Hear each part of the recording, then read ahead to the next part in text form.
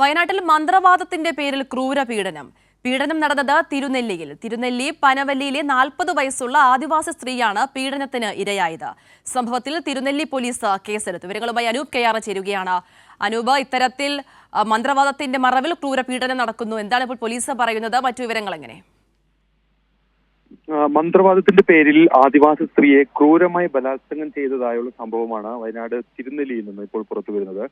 തിരുനെല്ലി പനവല്ലിയിലെ 40 വയസ്സുകാരിയായ ആദിവാസി സ്ത്രീയാണ് ഇത് സംബന്ധിച്ചൊരു പരാതി തിരുനെല്ലി പോലീസിന് നൽകിയിരിക്കുന്നത്.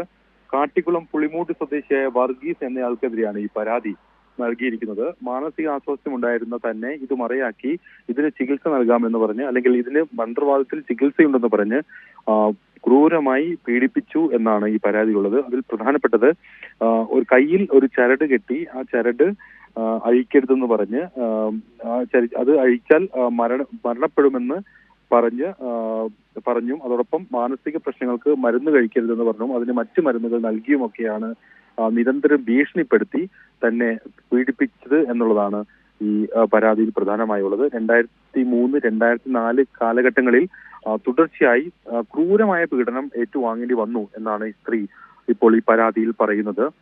ഈ സംഭവം പുറത്തു പറഞ്ഞാൽ കൊന്നുകളയും, അല്ലെങ്കിൽ മന്ത്രവാദത്തിന് അതിന് ആവിധത്തിലുള്ള ശേഷിയുണ്ട് എന്നതെല്ലാം പറഞ്ഞ് ഇവരെ വഞ്ചിക്കുകയും സാമ്പത്തികമായി ചൂഷണം ചെയ്യുകയും ലൈംഗിക പീഡനം ഇരയാക്കുകയും ചെയ്തു എന്നാണ് ഈ പരാതിയിൽ പറയുന്നത്.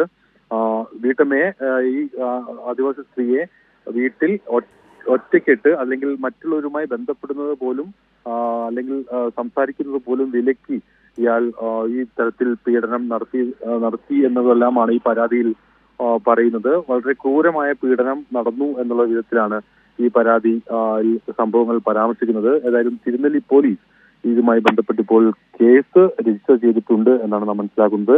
ഏതായാലും പരാതി ലഭിച്ചതായി പോലീസ് പറയുന്നു. ശരി, അനൂപ് കെയാറാണ് വിശദാംശങ്ങൾ നൽകിയത്.